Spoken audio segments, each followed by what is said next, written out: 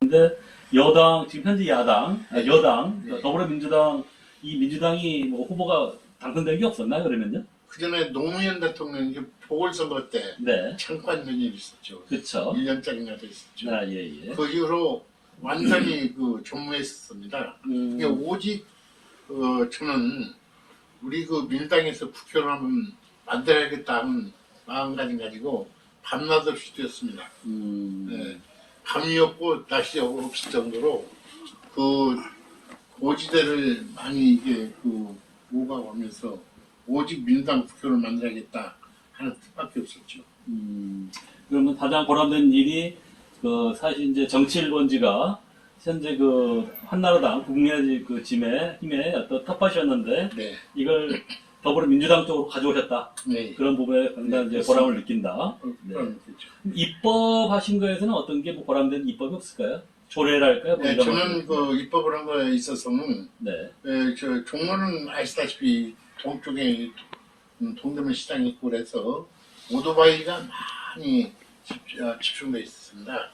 근데 오토바이에 주차장 관리법이라든가 운송 사업법이라든가 도로교통법 이것을 오토바이 가지고 있는 사람들 만명에게 제가 설문을 돌렸어요. 어떻게 했으면 좋겠냐, 문항을 한 20가지 문항을 해가지고 어떻게 했으면 좋겠느냐 해서 주차장 문제라든가 오토바이에다 짐 싣고 다니는 거 이런 걸 못하게 하고 운송 사업법 그게 운송이지요. 싣고 다니면서 배달도 하고 이렇게는 보였을 때 그것을 제가 입법을 다 해가지고 상정했죠. 국회 상정할 때 그때 당시에 누구냐면 강남 국회의원이었는데 그분이 받았죠. 받아가지고 그야만 처리를 못하고 있다가 후에 처리해야 되는데 그 입법을 한 것이 저에게 상당히 자랑스럽게 생각하고 있습니다. 그래서 주차장을 만들 수 있도록 다 되어 있고 그랬죠. 오토바이 주차장. 네, 오토바이 주차장이죠. 네. 대략 몇 년도 하십니까? 네, 그게 바로 제가 부장 때니까 약 2008년도입니다. 2008년도에 그것을 설문을 조직했죠. 그래서 상정했습니다. 자, 그러면 이제 지금 제가 듣기로 이제 내년 지자체장 선거에서 이제 종로구청장에 도전하고자 하는 의향을 비치신 걸 알고 있는데요. 그렇게 출마하게 된 계기가 동기랄까요? 뭘 하고 싶어 나가고 싶으실까요? 네, 그런 미리서 이렇게 사전선거나 이런 법에 걸리지 않을까요? 그럼 확인하겠습니다, 저희가. 예. 예. 저는 부의장을 3번 했으면 부의장을 하면서 달란트가 틀립니다.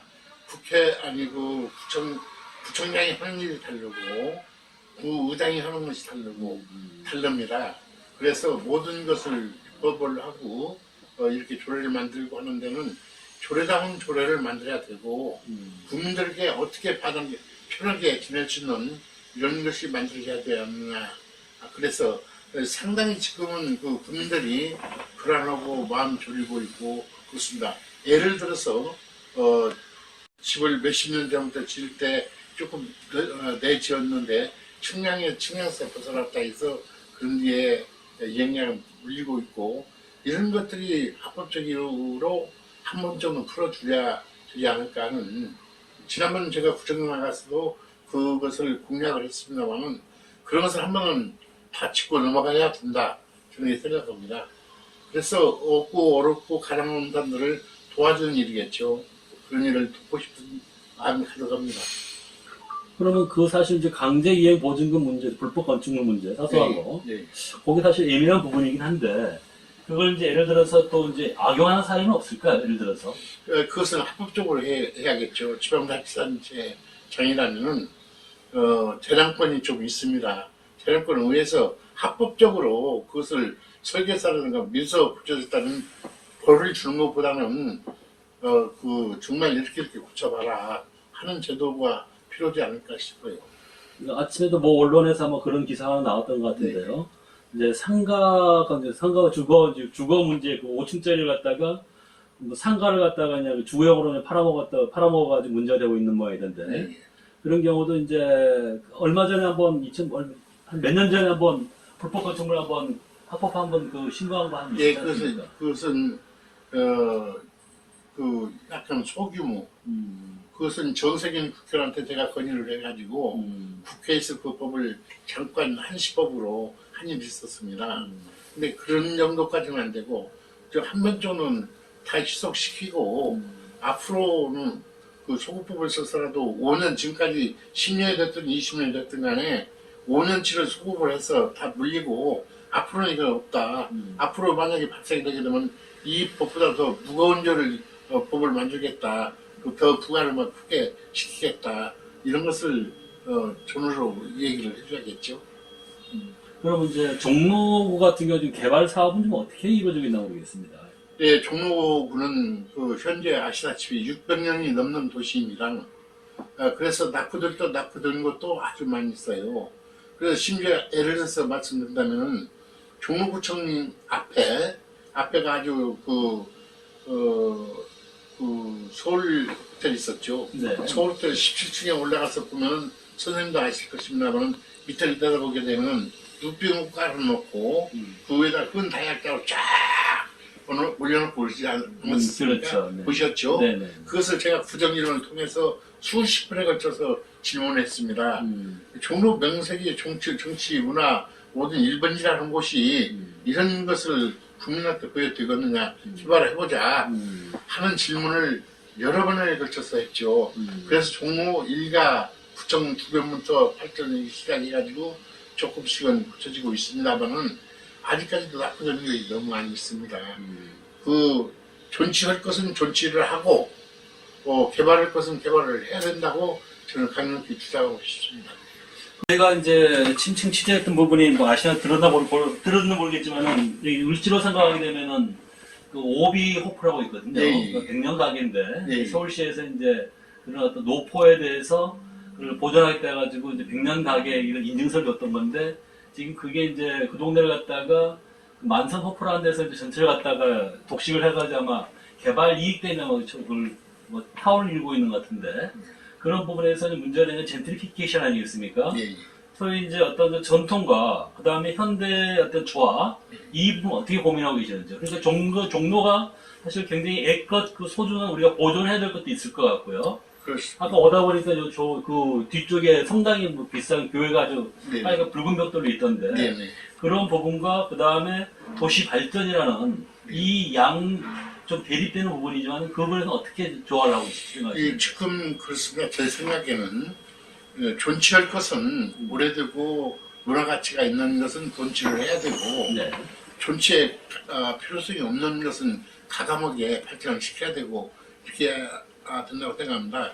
제가 이태리 가서 이렇게 본 것을 보면은 그때 이태리 문명이 발달되지 않았을 때는 글도 모르고 문명인들이 많기 때문에 간판도 소고기 파는 집은 소머리를 그려놓고 생선 파는 사람은 생선을 이렇게 그려놓고 이렇게 하는 것을 제가 봤습니다. 근데 아주 낙후되고 또 낙후됐지만 그것도 보존 가치가 있었기 때문에 보존한 것 아닙니까? 보존할 것은 가감하게 보존을 해야 된다고 생각하고 옛것과 현대화가 같이 겸해서 해야 된다고 저는 그렇게 주장합니다. 균형 있는 발전을 꾀하시겠다. 그렇습니다. 예. 보존할 것은 철저하게 보존을 하고 그렇습니다. 그 개발이 필요한 것은 또 예. 현대적으로 지금 우리 부분에서. 시장님 종로가 아까도 얘기했습니다만 600년이 넘는 도심에도 지금 낙후성이 너무 많습니다. 저는 어느 때 가서 보면은 저희 청계천 8가에 가서 한 가운데 청계천 주위에 가운데 서가지고 보면은 종로 쪽하고 또 그 중구 쪽을 봤을 때 종로 쪽은 완전 죽은 도시 같고 중구 쪽에는 살아있는 도시 같고 이런 것을 제 스스로 느끼는 것이 있었어요. 그래서 종로도 역시 활기 넘치게 이렇게 해야 되지 않는가 하는 생각이 있습니다. 있는데 지금 지금 단체장들 하시는 것이 물론 다 잘하시는 분도 많이 있지만 그 케일이 좀 틀린 것이 없잖아 있더라 이런 것을 말씀드리고 싶습니다. 네. 그다음에 이제 정치적인 부분으로 넘어가겠습니다. 아까 말씀드려보니까 말 그대로 뼛속까지 아마 더불어민주당 더불어민주당 사람인 것 같은데 지금 향후 지금 가장 그 현안 다가와 있는 대통령 선거가 있는데 이 부분에서 어떻게 노력하실 건지 모르겠습니다. 저는 그 대통령도 제가 원하시면 문자도 어느 후보를 나중에 문자 의미 있습니다만은 대통령 하고 싶다고 해서 다 하는 것이 아닙니다. 우선 국민들 속임수라든가 그 겉멋을 써가지고 표 얻으려고 하는 것은 실패를 올 거라고 생각해요. 이 때문에 정직하고 진실하고 정말 국민들 뼛속까지 굳어볼 수 있는 마음가짐, 공사정신이 투철하신 이런 사람들을 선출해야만 우리 국민들이 편하게 살 수 있지 않을까 하는 생각이 듭니다. 이 나라가 어떤 나라입니까? 패전국에서 이렇게 세계에서 12등, 12국가 이하로 이렇게 잘 사는 나라를 만든 것은 그간의 선조들, 선배님들 70세 이상 되신 분들이 허리띠를 졸라매고 먹을 것 안 먹고 쓸 것 안 쓰고 오직 국가관이 투철했기 때문에 잘 살아봐야 한다. 그런 기치 하나 가지고 졸라맸기 때문에 지금 아주 잘 사는 건 아니겠습니까? 이것을 영구 보존해서 계속 발전을 해야 된다고 생각하는데 그렇지는 못하는 것 같고 그래요. 정치가 약간 그 후진성을 면치 못하는 부분이 없지 있으면 많이 발전해야 된다고 생각합니다. 자, 그러면 어떤 큰 틀에서 우리가 이제 성실한 후보를 같이 선택한다 해가지고 그렇죠. 그런 걸 좀 노력을 해 나가자 이제 그런 뜻인 것 같고요. 그러면 지금 이제 의장님이 만약에 이제 이 발전을 종로구 발전한다면은 어떤 걸 그 주가 돼야 될 때 생각하십니까? 저는 네. 이 종로구는 오래된 도시이기 때문에 문화라는 게 중요합니다. 문화가 살아 숨쉬어야 된다 이 생각하고요. 그다음 문화 다양한 복지가 형성이 돼야 된다고 생각해요. 문화와 복지가 같이 숨쉬는 이 도시를 만들고 종로를 만들어야 국민들이 서로가 살만나는 종로가 되지 않을까 하는 생각을 해보고 있습니다. 좋습니다. 종로구도 축제 같은 게 많이 있나요? 예, 축제를 많이 좀 제가 했죠. 우리 한복 축제라든가 이런 축제, 노인 축제라든가 이런 축제를 많이 했습니다. 근데 코로나 때문에 지금 아직은 못 하고 있고 그런데 축제를 많이 했었습니다. 얼마 전에 이제 한 며칠 됐는데 어떤 분이 이제 기획 보고서 하나 올렸는데 창작 그 젊은 사람들한테 있지 않습니까?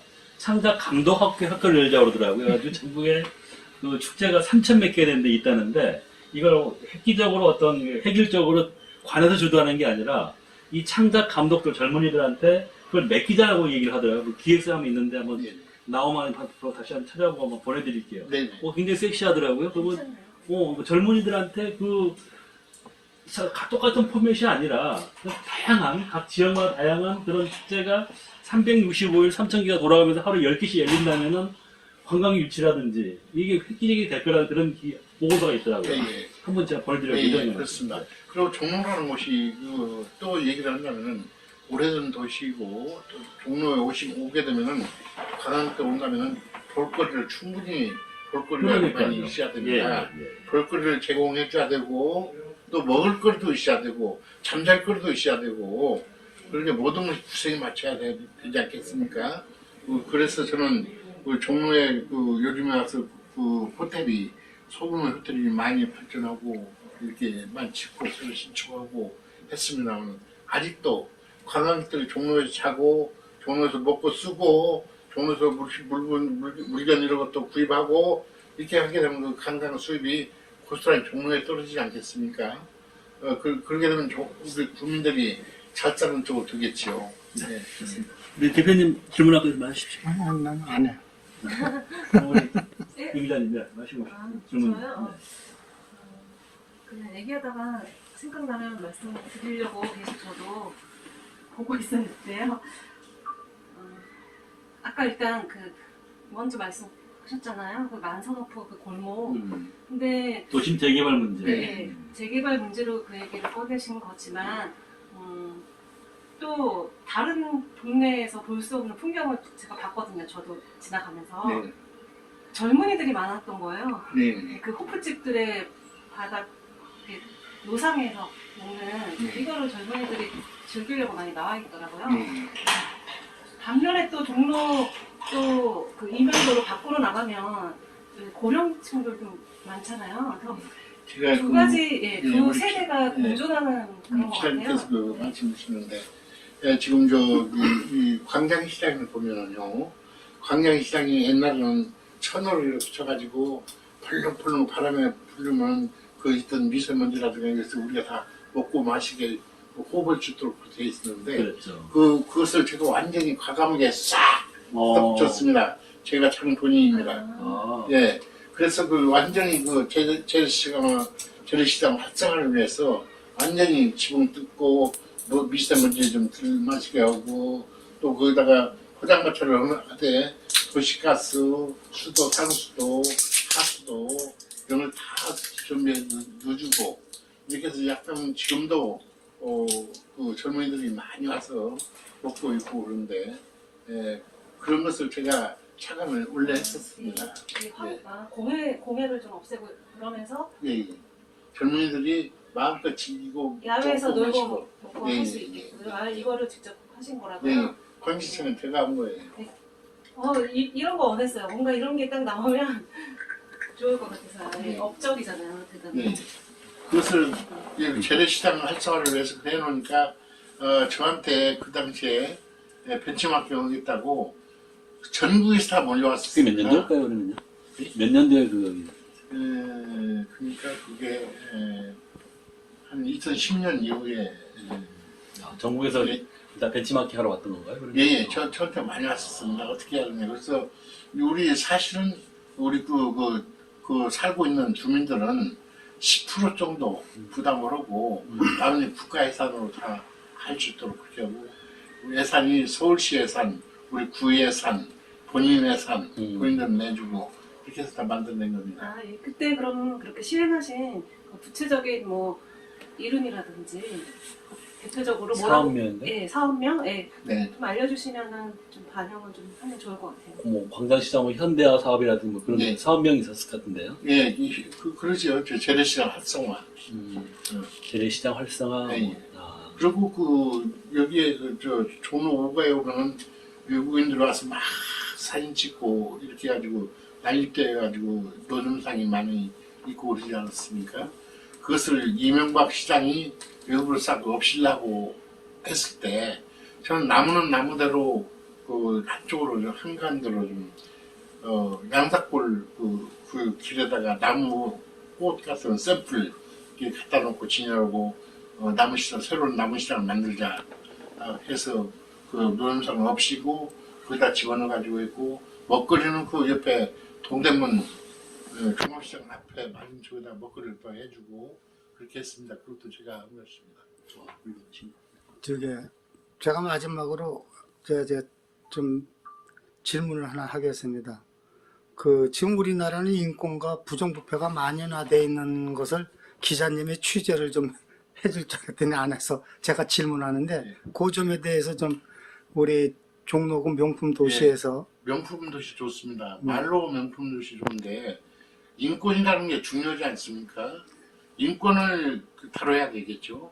지금 뭐 억울하게 지나고 억울하게 살고 억울하게 손해보고 하는 사람들을 바로 박응식 대표께서 그런 건 일을 하고 계시지 않습니까? 예. 그건 전적으로 인권을 살려야 된다고 저는 생각합니다. 인권 문제가 중요하다고 생각해요. 이거 억울하게 당하고 빼먹고 돈 없고 하면 살아야 되고 법에서 제대로 챙기지 않으면 국민이 뭘 믿고 살겠습니까? 인권이 제대로 보장이 돼야 살죠. 예. 예, 이런 부분에 대해서는 좀 그렇게 생각하고 있습니다. 예. 네, 또. 네. 네. 또 그럼 뭐- 마지막으로 또 의장님이 하시고 싶으신 말씀 있으면 뭐 국민이든 아니 국민이든 뭐 자유롭게 마지막- 말씀해 주십시오. 예, 저는 아까 서두에 말씀드리다가 찍겠으면 제가 이제 보여드릴 것입니다. 물이 많이 안 좋으시네요. 아니요. 왜 이게 내가 계급장입니다. 이 우리 여당 한번 만들어보고 종로에 국회의원 한번 만들어보려고 양 무릎이 닳도록까지 뛰었습니다. 아하. 40년 뛰었어요. 예. 뛰어서 정말 여당다운 여당을 만들어서 한번 좀 국민들한테 정말 좋은 정책을 만들어서 이렇게 서비스를 보려고 그러는데 그게 마음대로 되는지 모르겠습니다만 생각이 그렇습니다. 뜻을 이룰 수만큼 저희도 도와보도록 하겠습니다. 수고하셨습니다. 네. 네.